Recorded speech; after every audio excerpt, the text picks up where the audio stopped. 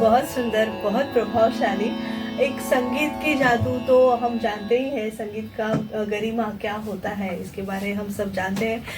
संगीत से सुबह होती है, संगीत से शाम होती है, संगीत से हमारा जीवन एक परिपूर्ण होता है। तो friends, today in Acharya college we have Mrs. Sunita Gangarde, ma'am. Ma'am, welcome to Acharya 90 FM, your own radio. Thank you very And much. we are blessed to have you here. Ma'am has done her faculty at, she's in faculty of Maya Somaya School of Music and Performing Arts, Somaya Vidyavihar University. She is an eminent classical and semi-classical vocalist. She has achieved gold medal in MA in vocal Indian classical music, and she is disciple of Vidushi Apurva Gokhale ji and Pandit Kiran Phatak and Vidushi Dhanashri Pandit Rai. She is a recipient of former President Dr. Shankar Dayal Sharma Award, Lata Mangeshkar Alankaran Award winner, and awarded a gold medal in memory of Shri R.C. Jal. Performed in international storytelling program Gatha in 2023, performed in Indo-Hungarian program in 2024, and performed in Sri Lankan program in 2025. She has published 2 papers in international peer-reviewed journals in 2023 and 24. She has been the judge at ZTV Little Champs and awarded a gold medal by Devi Ahila University in memory of Sri Rabindranath Tagore Janma Shatabdi Mahotsav. She is an active classical music-based YouTuber with 100 plus videos and 4,000 subscribers. Awarded Guru Gaurav Puraskar by Art and Bits Foundation Pune in 2024 and awarded by Sangeet Kala Samman by Akhil Bhartiya Shri Gangarde Samaj Mahila Mandal Khandwa at 9th March 2025. So she was invited to our Acharya Marathi College for a musical therapy. She has beautifully hosted the program and all were obliged by that. So today we have as a guest speaker over here. So ma'am, थोड़ा पहले के थोड़ा पीछे जाते हैं और जानते हैं आप खांडवा से है, मध्य प्रदेश से है। मध्य प्रदेश की तो मिठाई बहुत पसंद है हमें, और दूसरी चीज़ है मध्य प्रदेश की साड़ीज। और एक मध्य प्रदेश का अपने एक अलग सा कल्चर है जहाँ पे आप फुली फली बड़ी हो गई। तो थोड़े उसके बारे में, आपका घर कैसा था, आपके माता पिता के बारे में थोड़ा सा हमें बताइए। जरूर तेजस्विनी जी, सबसे पहले तो आपने मुझे इनवाइट किया, बहुत बहुत धन्यवाद। तो मुझे गर्व होता है कि मैं खंडवा, मेरी भूमि खंडवा है, जहाँ के किशोर कुमार जी हैं, जगत विख्यात जिनका नाम है। तो मुझे अच्छा लगता है कि मैं ऐसी नगरी से हूँ जहाँ से इतने बड़े बड़े आर्टिस्ट निकले हैं। सो मध्य प्रदेश जो है उसको तो भारत का हृदय कहा जाता है, और संगीत के लिए मुझे लगता है बहुत ही अच्छा स्कोप है वहाँ पर। पंडित कुमार गंधर्व जी मध्य प्रदेश से ही हैं, और खंडवा में और इंदौर में बहुत अच्छा एटमॉस्फेयर है। मेरे माता पिता जो थे उनको बहुत संगीत का शौक था, और बचपन से ही उन्होंने संगीत की शिक्षा मुझे दिलाई। स्पेशली क्लासिकल म्यूजिक का बहुत शौक था मेरे पिताजी को। और ट्रांसफरेबल जॉब में थे, लेकिन जहाँ भी ट्रांसफ़र होके जाते थे सबसे पहली प्रायोरिटी उनकी होती थी कि संगीत गुरु कौन है।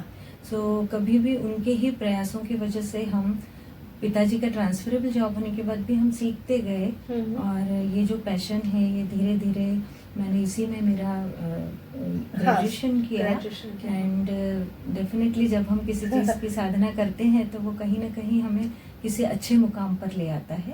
तो आज जो कुछ भी हूँ वो पिताजी के प्रयासों की वजह से हूँ। और बहुत अच्छे बांसुरी वादक थे वो। अच्छा। तो रागदारी का कोई नॉलेज नहीं था, लेकिन अपने आप जब मैं गाती थी तो वो फ्लूट पर जुगलबंदी करते थे, और बिना कुछ बताए कि कौन सा राग है, क्या स्वर है, उनका इतना कमांड था।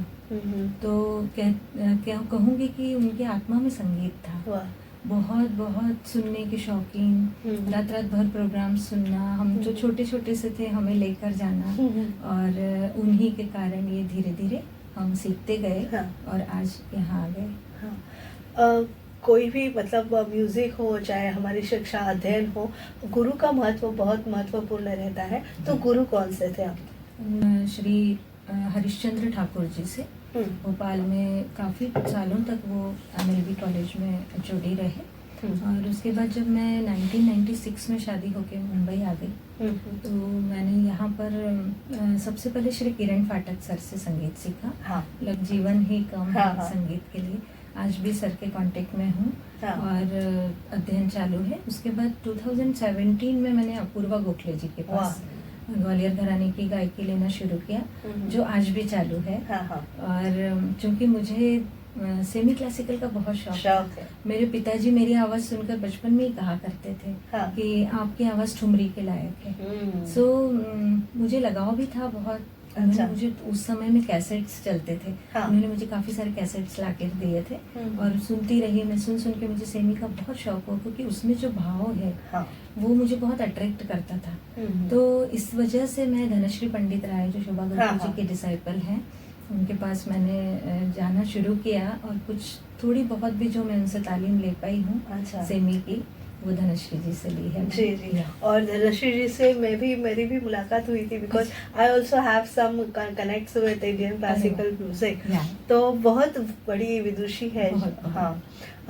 सुनीता जी, अभी आपने ठुमरी का जिक्र किया है, तो हमारे दर्शकों के लिए एक छोटी सी कुछ बंदिश आप ठुमरी की पेशकश करेंगे तो बहुत बढ़िया रहेगा।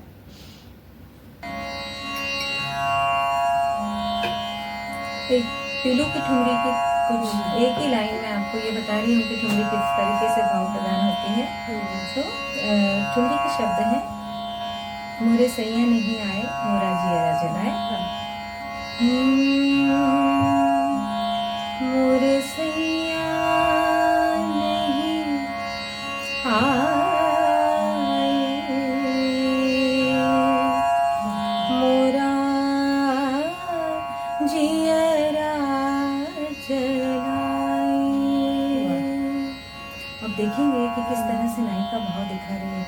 मोरे सैया नहीं आए मोरे सैया नहीं आए। उसी लाइन में उसने दिखा दिया कि किस तरह से वो चिंता व्यक्त कर रही है ना। अब चिंता और बढ़ रही है। मोरे सैया नहीं आए, अब वो शिकायत में बदल रही है। मोरे सैया नहीं आए। देन अब उसने एक्सेप्ट कर लिया है कि मेरे सैया अब नहीं ही आने वाले हैं। सो मोरे सैया नहीं आए मोरा जियरा जलाए।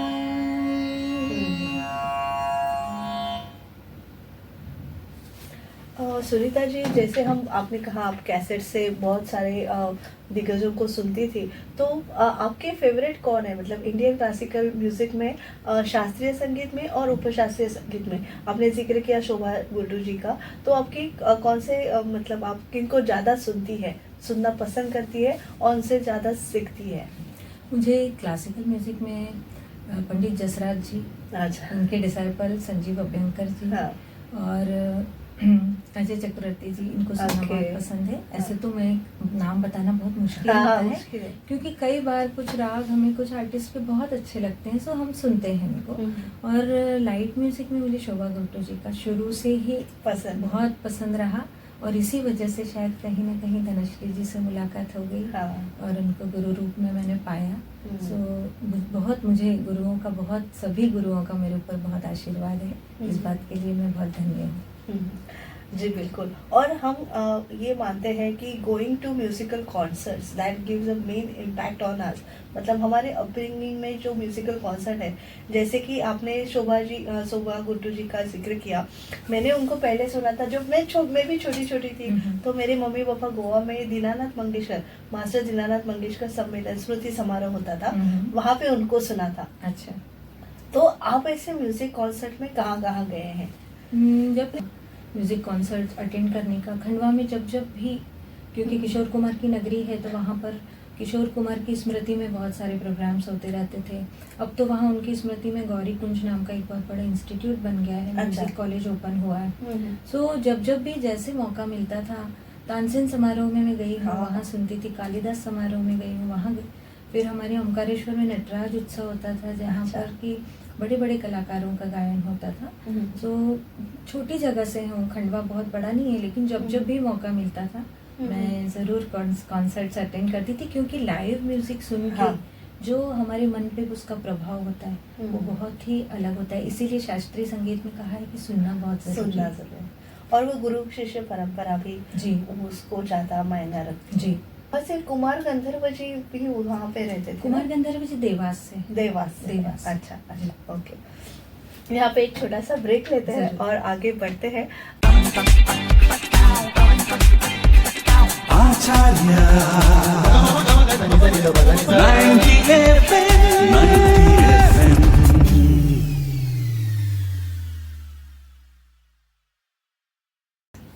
Welcome after the break. You are listening to Acharya 90 FM, your own radio. And today in our guest interview, we have Dr. Sunita Gangarade ma'am. Ma'am, आपको ये पूछना है कि आपका अपना अपना रियाज होता होगा, मतलब आप बच्चों को कैसे सिखाते हैं वो तो अगला मेरा क्वेश्चन होगा, लेकिन आप अपना रियाज या अपना जो म्यूजिक ऐसा है कि हम सीखते रहते हैं, हर दिन सीखते हैं, नया नया सीखते रहते हैं, तो आपका रियाज आप कैसे करते हैं? हर एक संगीत का जो प्रेमी होता है, स्पेशली शास्त्रीय संगीत में, उसके लिए रियाज बहुत ज़रूरी है। सो हर दिन मेरी दिन की शुरुआत रियाज से ही होती है। फ्रेश होने के बाद मुझे अपने लिए एकांत चाहिए, कम से कम हाफ एन आवर। तो एक बार जो एक राग हम शुरू कर देते हैं मॉर्निंग में, और रियाज कहते हैं कि सिर्फ अपने लिए होता है। सो मैं एकांत पसंद करती हूँ उस समय में, और जो रियाज में राग लेती हूँ वो दिन भर मेरे दिमाग में चलता रहता है। सो रियाज बहुत जरूरी है। कहते हैं कि एक दिन भी रियाज छूटा तो हम एक स्टेप पीछे आते हैं। सो जितना मुझे लगता है कि मेरे लिए खाना खाना जरूरी है, उतना मेरे लिए रियाज जरूरी है।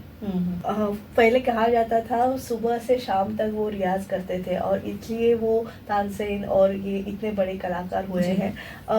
तो आप वो बिलीव करते हैं कि इतनी देर का, इतने घंटों का रियाज होना ज़रूरी है, या फिर आप 2-4 घंटा आपका खुद का रियाज करें, या फिर आधा घंटा रियाज करें? क्योंकि आज हमें बहुत मतलब जॉब पे भी जाना है, बच्चों को भी पढ़ाना है, घर वालों को भी संभालना है, ये सारे रिस्पॉन्सिबिलिटीज रहती है। तो आप किस तरह से देखते हैं इस सब चीज़ को?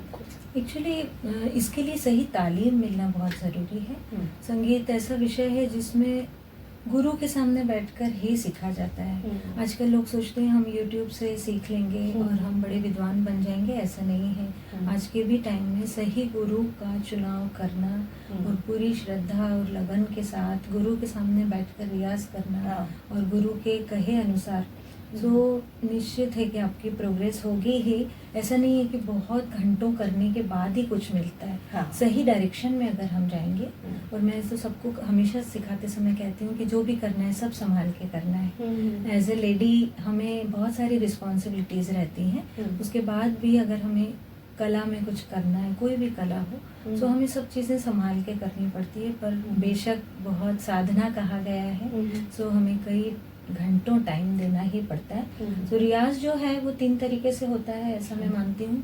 फिजिकली बैठकर जितना हम कर सकते हैं, दूसरा सुनने से, अगर किसी दिन हमें नहीं टाइम मिल पा रहा है तो एटलीस्ट हम सुन लें, और तीसरा मनन चिंतन करने से।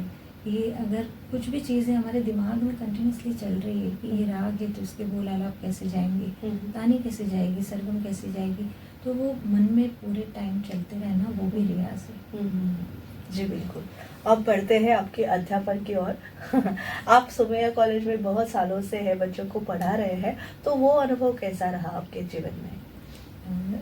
मैंने जो शास्त्रीय संगीत सीखा, सबसे पहले तो गुरु से तो सीखा ही, लेकिन मैंने स्कूल में भी एक एज ए 1 सब्जेक्ट स्कूल में मेरा म्यूजिक था। बाद में मेरा इंटरेस्ट जब मुझे लगा कि इसमें ही है, मेरे फादर को भी लगा, सो मैंने म्यूजिक में ही MA किया। सो वहाँ से जो है मुझे एक दिशा मिल गई, सही दिशा, कि मुझे ऐसा लगा नहीं, मुझे करियर इसी में करना है। सो म्यूज़िक में मैंने मास्टर्स किया, गोल्ड मेडलिस्ट रही मैं इंदौर यूनिवर्सिटी देवी अहिल्या विश्वविद्यालय से।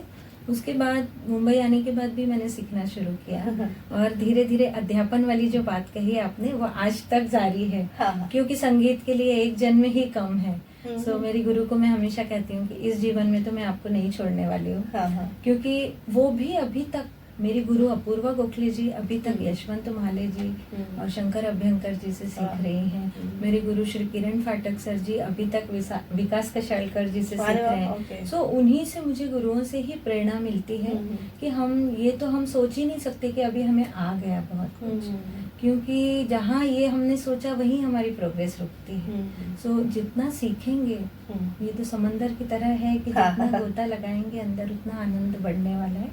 तो एक जन्म ही कम है, इसलिए संगीत तो चल रहा है। और माया सुमैया में आने का मेरा ऐसा रहा कि 2015 में मैं सुमैया स्कूल ऑफ म्यूजिक में अपॉइंटमेंट हुआ मेरा। हाँ। और वहाँ पर ये सब आउटसाइडर भी अटेंड कर सकते थे, सुमैया के स्टूडेंट्स, ऐसा पार्ट टाइम था ये सुमैया स्कूल ऑफ म्यूजिक। तो 2015 से लेकर ये 6 इयर्स चला और 75+ स्टूडेंट्स थे वहाँ और बहुत ही अच्छा रिस्पॉन्स रहा। उसके बाद समीर सोमैया जी जो हमारे ट्रस्टी हैं उन्होंने ये डिसीजन लिया कि नहीं अभी इसको हम यूनिवर्सिटी में as a degree course start करेंगे। सो 2021 से Maya Somaiya school of music and performing arts में मैं फैकल्टी हूँ, जहाँ पर BPA, MPA, PhD, certificate courses इन सब की डिग्री दी जा रही है। मैम आजकल के बच्चे बहुत टेक्निकली मतलब टेक्निक ज़्यादा यूज़ करते हैं, तो इनके प्रति जैसे हम देखते हैं पूना में है, कई बेंगलोर में है, जो संगीत आपने कहा मध्य प्रदेश में, वो म्यूज़िक के प्रति ज़्यादा उनका लगाव रहता है। लेकिन बॉम्बे जैसे सिटी में आप बोल रहे हैं तो इतना अच्छा आप डिलीवरी दे रहे हैं उनको, 75 स्टूडेंट्स है, तो उनका मतलब शास्त्रीय संगीत के प्रति कैसा उनका लगाव है, उसके बारे में थोड़ा बताइए। हाँ। एक्चुअली आजकल के जो यंग बच्चे हैं वो शास्त्रीय संगीत के प्रति उनका रुझान कम है, लेकिन मेरी यही कोशिश रही कि मेरा सिखाने का जो तरीका था, जब मैंने यहाँ महसूस किया 2015 में आने के बाद कि इतनी भागदौड़ भरी लाइफ में कितने लोग शास्त्रीय संगीत सीखने आते हैं। सो जो भी स्टूडेंट्स आए वो इस वजह से बढ़ते गए क्योंकि उनको मेरा टीचिंग स्टाइल बहुत पसंद आया। बिकॉज थोड़ी सी मैं लाइट की बात करती थी। जैसे मैंने आज हमीर राग सिखाया है इनको और मैंने स्वर बता दिए हैं कि सा रे सा गा मा धा नी धा सा। अभी उसके साथ अगर मैंने उनको रिलेट कर दिया कि मधुबन में राधिका नाचेगी, तो ये जो थोड़ा सा हम लाइट की बात करते हैं उससे बच्चों को एक समझ में आता है कि अरे ये तो हमें बहुत अच्छे से पता है, लेकिन राग हमें आज पता चला कि दिस इज बेस्ड ऑन राग हमीर। तो उनका जो है इंटरेस्ट और बढ़ जाता है कि अरे वाह जरूर हम सीखेंगे। और कुछ भी नहीं आने के बाद भी जब मैं कोई राग सिखाती थी ना तो वो इमीडिएटली सॉन्ग्स बताते थे। मीन्स वो रिलेट कर पाते थे कि अरे मैम यमन राग आपने बताया तो ये सब गाने यमन के हैं विदाउट एनी नॉलेज। तो ये बहुत अच्छा लगता था और इस वजह से बहुत सारे लोग सीखने आने लगे। तो मुझे लगता है आज के टाइम में हम सिर्फ क्लासिकल की बात करें उसके बजाय अगर हम थोड़ी सी उनको इंटरेस्टिंग तरीके से जानकारी देते हैं तो उनका इंटरेस्ट बढ़ता है। बिल्कुल। अभी अब हम शास्त्रीय संगीत की बात कर रहे हैं तो आप बुक्स भी पढ़ती होंगी, क्योंकि बच्चों को ये भी जानना ज़रूरी है कि बुक्स तो पढ़ना भी बहुत ज़रूरी है शास्त्रीय संगीत का अगर आप अध्ययन कर रहे हैं तो अब बुक्स के बारे में या पढ़ने के बारे में आपका क्या ख्याल है? नहीं, डेफिनेटली थ्योरी पढ़ना बहुत ज़रूरी है क्योंकि ये दो पक्ष हैं, एक शास्त्र पक्ष है और एक कला पक्ष है, भाव पक्ष है। तो जितना कहते हैं परफॉर्मिंग आर्ट है तो ज्यादातर तो वेटेज परफॉर्मेंस की तरफ रहता है, लेकिन फिर भी जब हम उसमें डिग्री ले रहे हैं तो हम थ्योरी का, हमारे यहाँ जो करिकुलम है उसमें 3 पेपर थ्योरी के हैं, अच्छा 2 प्रैक्टिकल के हैं। सो उसमें फंडामेंटल आ जाता है, हिस्ट्री आ जाता है, अप्लाइड थ्योरी आ जाता है। तो बच्चे आजकल थोड़ा पसंद कम करते हैं, लेकिन हमारा एज ए हमारी रिस्पॉन्सिबिलिटी है कि उनको शास्त्र के बारे में भी पूरी हाँ, जानकारी, बिल्कुल। बिकॉज क्या होगा कि शास्त्र नहीं पता है ना तो वो म्यूजिक को इतने अच्छे से समझ नहीं पाएंगे।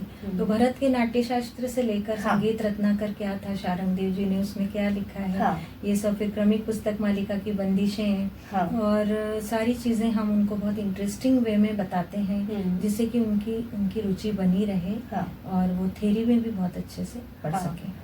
और ऑटोबायोग्राफीज भी कितने लोगों की ऑटोबायोग्राफीज बहुत। है। हाँ, कई बार बच्चे बोलते हैं कि मैम क्या पता, हमें पता ही नहीं है उनके नाम, हम क्यों हाँ, पढ़ें। right। लेकिन फिर हम उनको बड़े प्यार से समझाते हैं कि देखो जो विद्वान हुए हाँ। वो आपको तो पता होनी चाहिए कितना स्ट्रगल करके उन्होंने क्या हासिल किया, जी।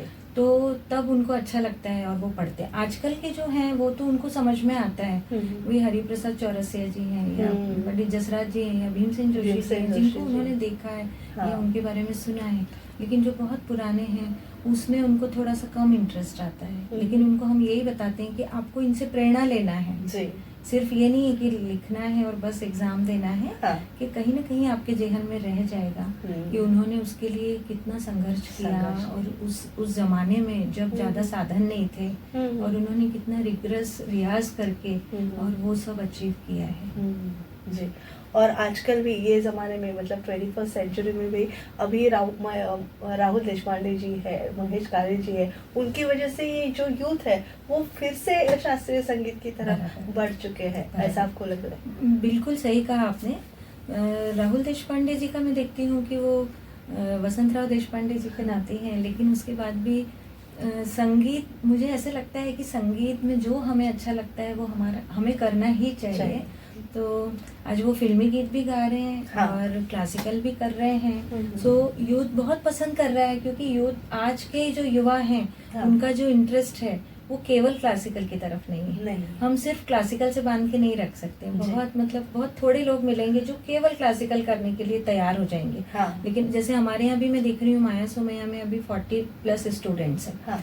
लेकिन वो सीख रहे हैं क्लासिकल बिकॉज उनको डिग्री लेना है, लेकिन उनका सबका इंटरेस्ट देखा जाए तो वो मुंबई में एक ही लक्ष्य लेके आए हैं, हाँ। Playback singing. हो।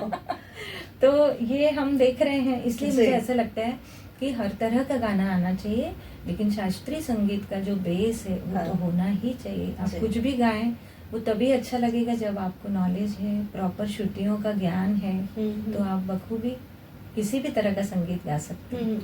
लेकिन वो जो शास्त्रीय संगीत को जो ग्लैमर है, मतलब जो फिल्मी म्यूजिक को जो ग्लैमर है वो शास्त्रीय संगीत को नहीं है। हाँ। ये जो है इसके लिए वो ये जो यूथ है वो इसलिए अट्रैक्ट होते हैं ज्यादातर फिल्मी संगीत की तरफ। हाँ। जैसे आपने कहा। बराबर।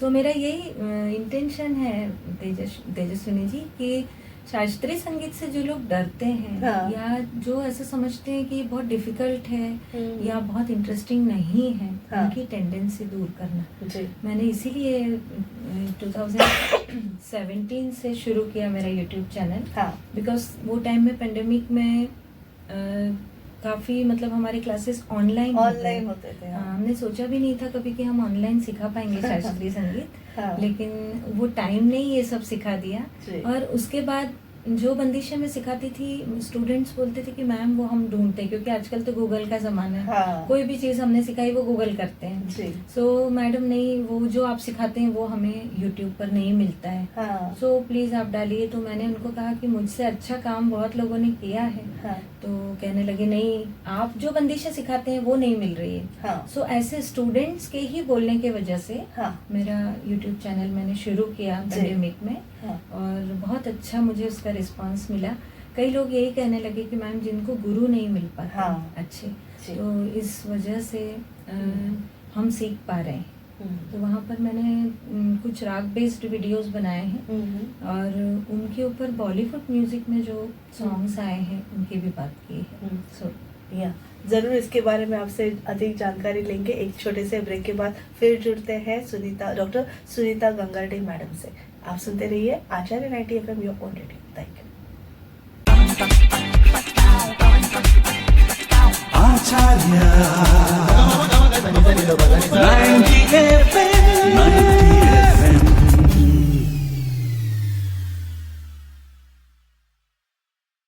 Welcome after the short short break, you are listening to Acharya 90 FM your own radio. और आज हम डॉक्टर सुनीता गंगारेड्डी मैडम से बातचीत करें। मैम अभी बढ़ते हैं आपकी पीएचडी की ओर। पीएचडी में आपने बहुत सारे रिसर्च पेपर, मतलब उनके सब्जेक्ट भी बहुत अलग से हैं, उनके बारे में थोड़ा बताइए। और वो म्यूजिक थेरेपी का जो आपने हमारे कॉलेज में भी जो सेशन दिया, जो हम सारे अध्यापकों ने उसको बहुत सराहा, तो उसके बारे में वो आपको वो आइडिया आया कहाँ से कि कैसे लिंक करेंगे? आपने तो मेंशन किया पढ़ाते पढ़ाते वो आइडिया आपको आ गया, तो उसके बारे में हम दर्शकों को थोड़ा सा बताते हैं। बहुत इंटरेस्टिंग तरीके से वो मेरे माइंड में आया था, वो मैं ज़रूर शेयर करूँगी। हाँ। एक कॉन्फ्रेंस हुई थी इंटरनेशनल, जिसको SIES कॉलेज एंड षणमुखानंद ने दोनों के कोलैबोरेशन से ऑर्गेनाइज किया था, और प्लेस नहीं मिल रही थी उनको प्रॉपर। अच्छा। सो हमारे यहाँ सुमैया विद्या विहार ने उनको प्लेस अवेलेबल करवाई थी।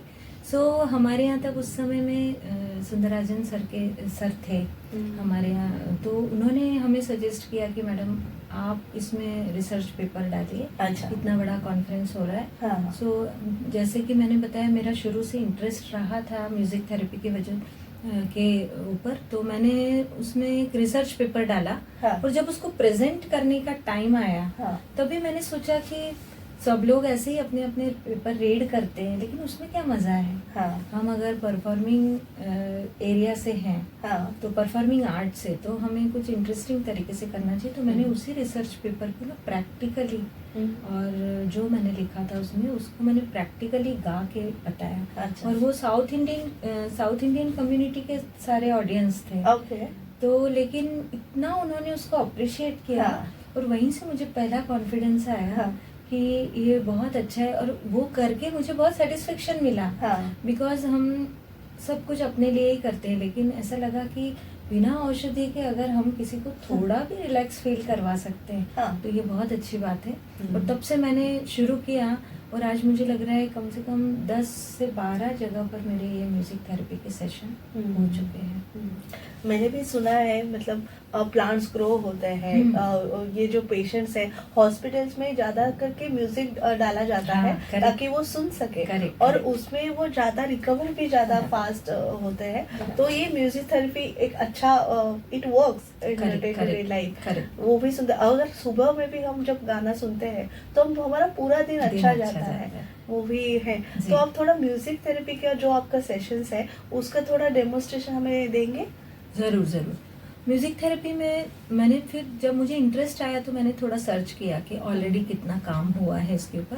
तो मुझे शशांक कट्टी जी, जो मुंबई में म्यूजिक थेरेपी पर बहुत काम कर रहे हैं, हाँ। उनका मुझे बहुत अच्छा लगा, और उन्हीं से थोड़ा सा मैंने उनके वीडियोस के थ्रू ही अच्छा। मैंने थोड़ा सा रेफरेंस लिया। हाँ। और फिर मैंने ये फाइंड आउट किया कि कौन से प्रॉब्लम्स के ऊपर कौन से राग इफेक्टिव हैं। हाँ। और उन रागों का क्या प्रभाव है। सो मैंने कुछ कॉमन डिसऑर्डर चूज किए, और उसके ऊपर इफेक्टिव रागों को चूज किया, और फिर उसको इंटरेस्टिंग तरीके से, बिकॉज हम अपनी पसंद के अनुसार संगीत सुने तो वो ज़्यादा काम करेगा। हाँ। सो उसकी एक क्लासिकल बंदिश, अगर आप मराठी सॉन्ग सुनना चाहते हैं तो मराठी गाने, हाँ। भावगीत, नाट्य गीत जी। और कुछ फिल्मी गीत, तो हर एक की पसंद के अनुसार मैं वो गाने बताती हूँ। और जब मैं उनको गा कर बताती हूँ, और एक वर्कशॉप की तरह से हम इस प्रोग्राम को लेते हैं, तो ऑडियंस भी बहुत एंजॉय करते हैं, क्योंकि उसमें उनका भी कंट्रीब्यूशन हो जाता है। सो इस तरीके से ये सेशन सोचा ही नहीं था, और शुरू हो गए। हाँ। और बहुत जगह पर होते जा रहे हैं। हाँ। और लोगों को पसंद आ रहा है मेरा काम। जी। या हाँ। तो थोड़ा वापस से गाना सुनना चाहेंगे आपका? जरूर।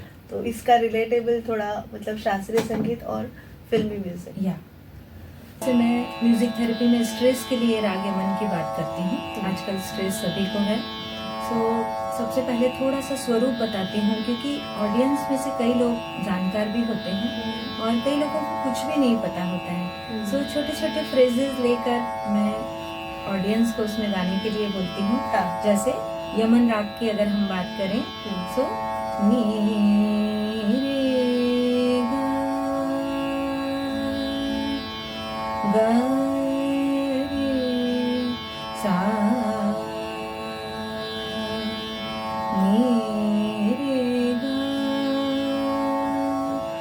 रे गा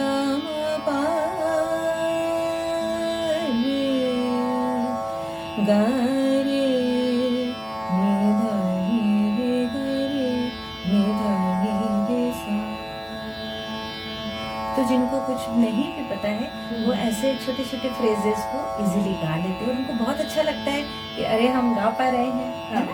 और उसके बाद कोई एक बंदिश लेती हूँ, जैसे मैं वारी वारी जाऊं प्रीतम पर कब आएंगे आएंगे कब आएंगे मोरी मंदिरवा। मैं वारी वारी जाऊं प्रीतम पर, मैं वारी वारी जाऊं, मैं वारी वारी जाऊं, मैं वारी वारी जाऊं।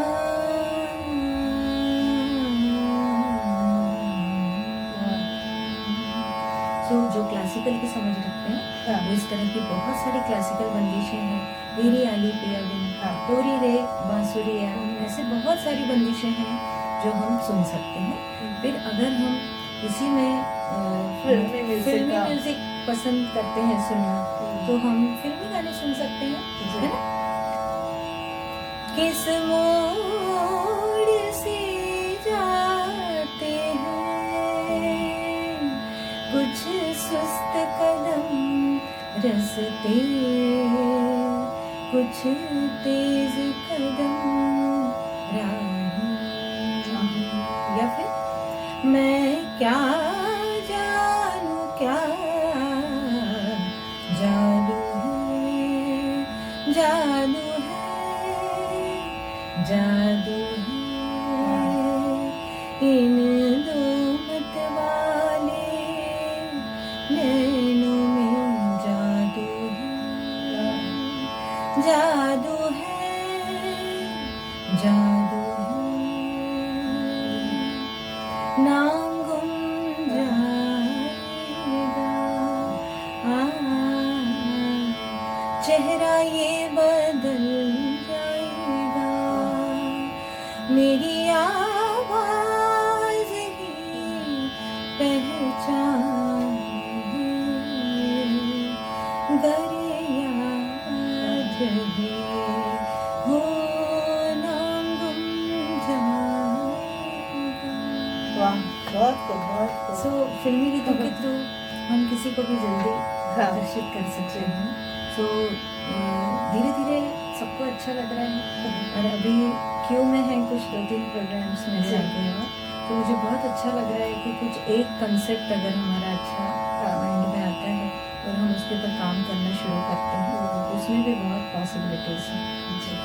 और एक क्वेश्चन अभी हम एंड में है इंटरव्यू के, तो वो पूछना चाहूँगी कि आजकल के बच्चे मैं ये नहीं करना चाहूँगी क्योंकि it is not their fault कि वो ज़्यादा अट्रैक्ट होते हैं टेलीविज़न के जो रियलिटी शोज़ है उनके ऊपर, क्योंकि उनके मतलब छोटे से समय में उनको नेम फेम मनी सब मिल जाता है। तो आप रियलिटी शो के जज भी रह चुके होंगे या फिर कहीं पे भी आप प्रतियोगिता में जाते हैं तो आप परीक्षक के रूप में जाते होंगे, तो बच्चों को आपको क्या मतलब एडवाइस देना है, क्या मार्गदर्शन करना है कि रियलिटी शो को आपको किस तरह से देखना चाहिए? रियलिटी शोज से डेफिनेटली बहुत क्लासिकल संगीत का रुझान बढ़ा है, क्योंकि जब बच्चे क्लासिकल बेस्ड सॉन्ग्स गाते हैं तो जैसे फिल्मों में शास्त्रीय संगीत आने के बाद कारण शास्त्रीय संगीत सीखने बहुत लोग आते हैं, जो मेरा विषय भी है PhD का।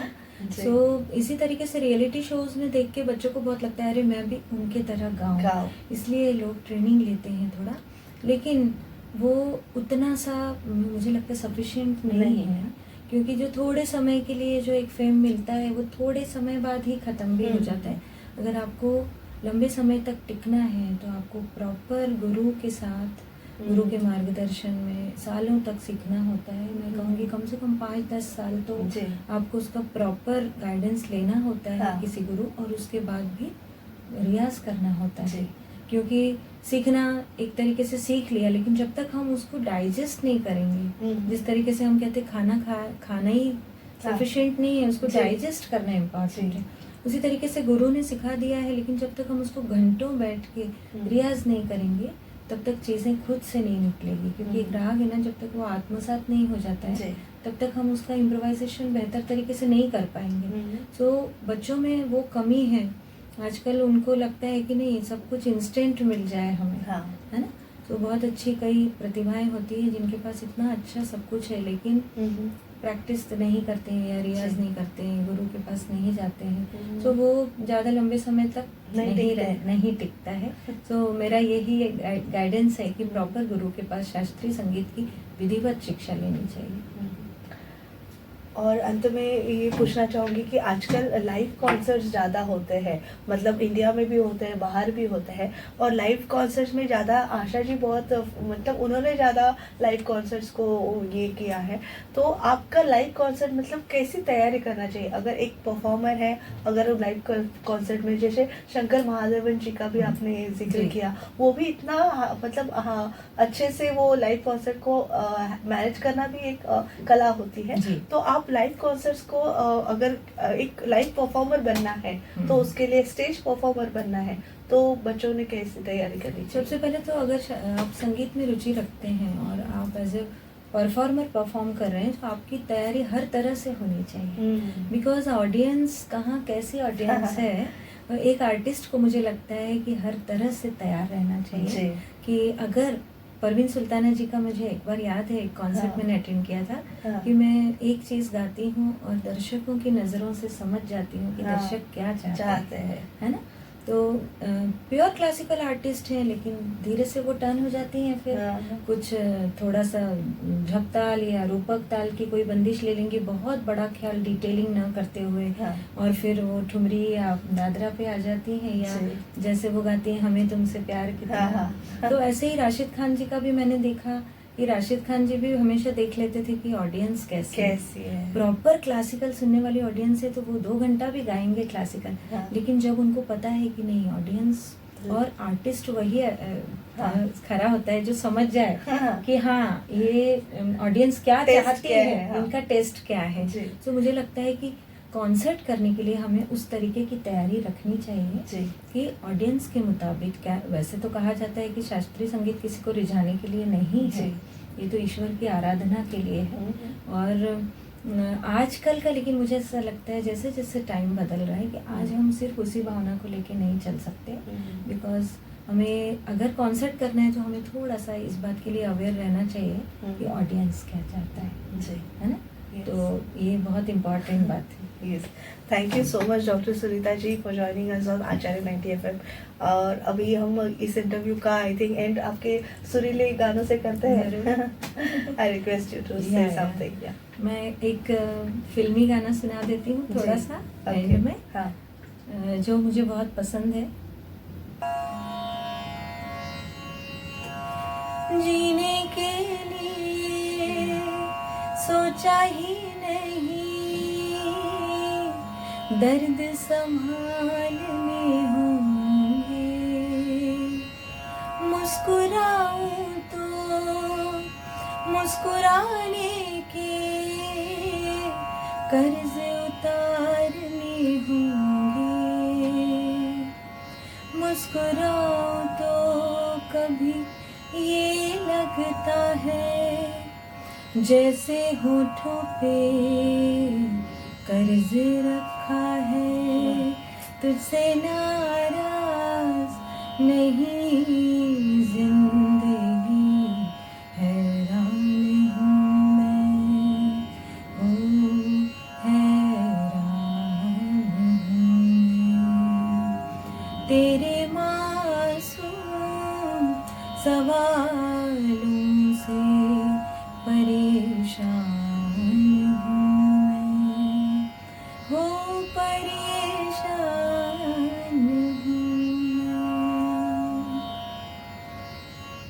Thank you so much and God bless you and best wishes for your future endeavors. Thank you Tejaswini. Thank you so much.